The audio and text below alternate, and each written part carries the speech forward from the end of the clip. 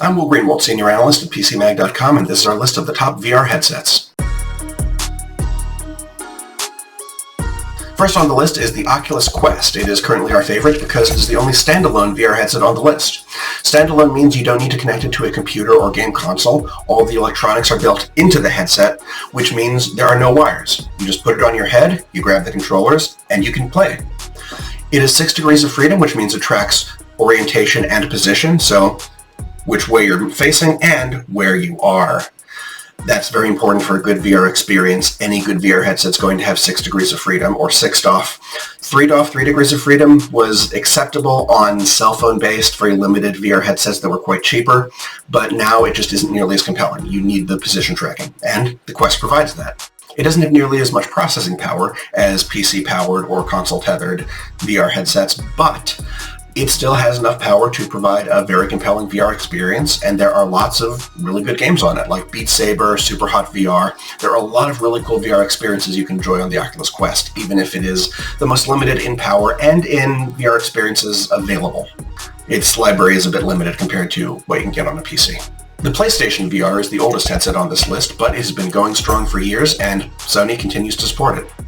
It works by connecting to your PlayStation 4 or PS4 Pro, and basically it offers the same benefits as any other VR headset. It uses a camera, this time an external camera, usually over your TV, that tracks where your head is facing, where you're positioning, all of that. It uses motion controllers, it has all the VR basics, and it has a lot of very compelling VR experiences on PlayStation, like Res Infinite, Tetris Effect. There are a lot of really good VR experiences on the system. Its drawbacks are you do need the PlayStation camera, so you need it watching you, you need a line of sight with the headset. It doesn't use an outward-facing camera like the Oculus Quest or Rift S or HTC Vive Cosmos. You do also use the PlayStation Move motion controllers, which are really showing their age.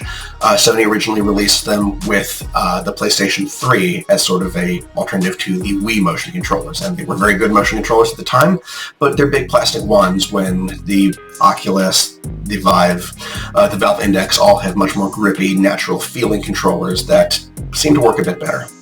This doesn't mean that the PSVR is a bad experience. It's actually a very good one with a very big selection of compelling VR games available on PlayStation. Presumably it will work with the PlayStation 5.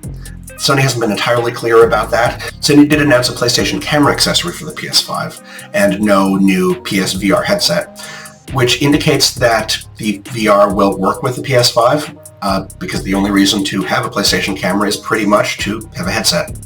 If that's the case, we'll find out as it gets close to the PS5 launch. The Oculus Rift S is a PC-tethered VR headset. It connects to your PC, which needs to be a pretty strong gaming PC. You need a good graphics card, enough RAM, DisplayPort output. But it offers the most power of the VR experience and the widest selection because you can get tons and tons of different VR experiences on Oculus' store, on Steam VR. There's a lot you can do with it. The drawback for the PlayStation VR, as well as the Oculus Rift S and the HTC Vive Cosmos, is that they are all physically tethered to your console or PC. This means running a long wire from your headset to whatever you're using to power it. This means you have a lot more power there, but you need to worry about not tripping over a cable when you're enjoying VR. It's kind of why we like the Oculus Quest a little bit more, just as a usability aspect of it. Still, you get a lot more power and a lot bigger selection of games from the tethered headsets, and that is its own benefit. The HTC Vive Cosmos is a similar VR headset to the Oculus Rift S. It connects to your PC, it uses outward-facing cameras, it has pretty much the same selection of games. You can access a lot of things through Steam VR. The only issue is it's a lot more expensive than the Oculus Rift S. So we have a hard time recommending it over the Oculus just because of the big price difference. It offers pretty much the same experience, and it is its own compelling VR headset. It's just pricey. And speaking of pricey, while we haven't tested it yet, there is the Valve Index, which is Valve's VR headset. Obviously, it's designed to work with Steam VR. Steam is owned by Valve. Its claim to fame is that it has a new motion controller that can individually track finger movement, which is very intriguing for any VR experience. The issue there is that it is by far the most expensive consumer VR headset out there, and it requires external sensors, unlike the Rift S and the HTC Vive Cosmos. So you would need to basically put these boxes around your room to track your position. As always, we're looking at new headsets and performing ongoing testing to update this list regularly. I'm Will Greenwald for PCMag.com, and this was the best VR headsets for 2020.